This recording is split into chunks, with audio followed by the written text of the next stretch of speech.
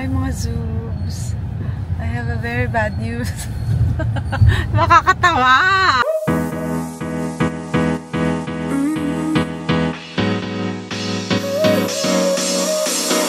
Work is almost over, summer's getting closer. Hi mga Zoobs! Happy morning sa inyong lahat! Late ako nagising pero I woke up like this! Siyempre hindi tayo woke up like this. Ngayon, tayo ay may guesting sa T-Bats. Kaya nakaayos na tayo. At nandito si Bessie. Late kami natapos kaninang madaling araw. Pero nakatulog naman kami ng maayos. Kaya ayan.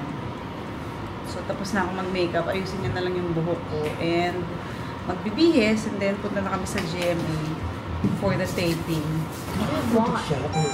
Oo, napaka-arts. Washing machine? Ay, nakulong si Ate Beth. Hindi mo. May check kasi sila eh. May putik siya, Bessie. Bakit ang ano? Saan tawa? Remember that hair curler trick? Nice yung buhok. The one where the plastic water bottle on it? Yeah. Pakita mo kay Bessie mamaya. Ayun. Hi mga Zoobs! I have a very bad news. Nakakatawa! It's a big miscommunication right here. So papunta na kami sa GMA.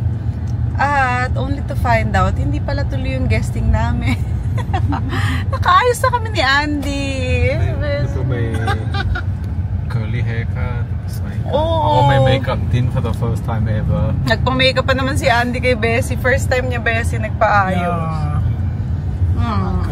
So magde-date na lang kami ni Andy since may babysitter ka.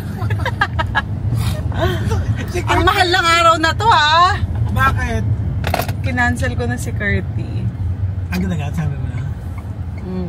Eh kasi nagbubook na siya kanina. Hindi niya pa nasisin. Saan na pupunta? Ikaw pa. Well, ihatid muna namin si Butchok. Kasi kawawa naman siya umuulan. Naka-outfit pa naman kami. Uulitin na lang namin tong outfit namin sa susunod na guest. Ganda nga. Ang ganda sa mga. Yeah, no, that's what I was thinking. I was like, outfit na. Baka naka-denim pa naman. Saan na punta, Daddy? Kumain kayo sa labas? Banding kayo? Ganun na nga.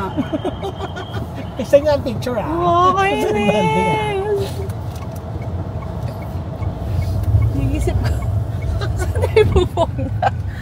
Pwede sa Encanta, but Kasi di ba by ano doon? By... well, it's Tuesday, so baka like lang was the blinker. So you can see how far siya to the other. Ah, that's nice. Grabe. First time nangyari sa akin to. Ito ba? Oo! Kaya pala sabi niya, bakit hindi niya pa tinitext kung saan studio? Sabi ba? Lucky you called Nagkakandihan? beforehand. Tumawag siya sa akin kahapon. Sabi niya, anong gagawin mo bukas? Sabi ko, wala. Sabi niya, oh sige. Tibats ka. May T-Bats ka. Anong oras mo gusto? Sabi ko, siguro hapon na lang kasi nga late matatapos ang taping. Tapos yun na. Kasi siya nag-reply na. Hindi na, wala nang text. Ba't ano sabi niya? Kasi usually naman pag ganun, okay na yun eh. Ba't sabi niya? Sabi niya, hindi naman ako nag-text ulit sa'yo, diba? Sabi ko, oo. So, walang confirmation. Sorry, Daddy. Sunod din mag-ano ka ulit. Oo. Alam mo na ngayon. Heist. Okay lang, free ko na sa inyo to, Joy. Hindi, Bessie, nakaka. Okay lang. Free na to, Joy. Okay lang. Ay, free daw. Yeah. Wait ni Bessie. May taping ka naman bukas, Bessie. Ako wala. May mga batang reels siya. Naka-follow siya. Ako wala. You've been kind. Oh my God. Makulit na. Ang gusto mo naman ang hair ko ngayon. Oo nga. Ano ba yan? It's quite an extravagant date outfit.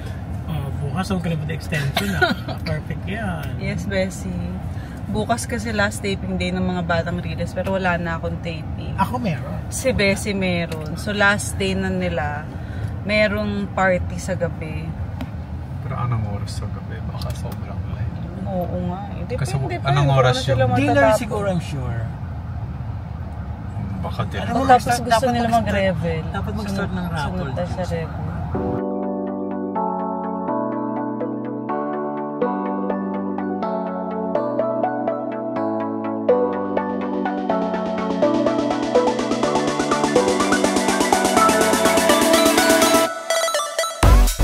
Alrighty guys, that's it for another vlog. Thank you so much for watching, and yes, we did have a big misunderstanding. So we thought that we had a taping, a guesting for T-Bats, but it was a little bit of a misunderstanding in communication. So yeah, we ended up getting ready as you saw, and we both did our makeup and we both had to figure out our outfits, but it turns out it wasn't really today. So we got the dates wrong and it wasn't also confirmed, but I think we will do it at a later date.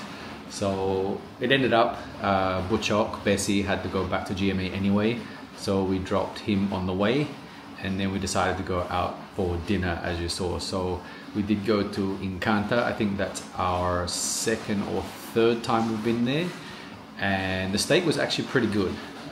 You know, as an Australian we love our steak, so it's sort of hard to find a good quality steak place so far, but they were pretty good, and it was a little more on the sweeter side, maybe just because it was their flavor, but I actually did enjoy it. It was well cut, it had just a good piece of fat and enough to have a good flavor. And then what else did we have? We had the fruit platter, which was huge, and we ended up having to take it home because it was so big, and we thought it was just going to be like a dessert size sabi nila good for two to three, and it was definitely good for 2 to 3 because I think we ate probably half before we took it home.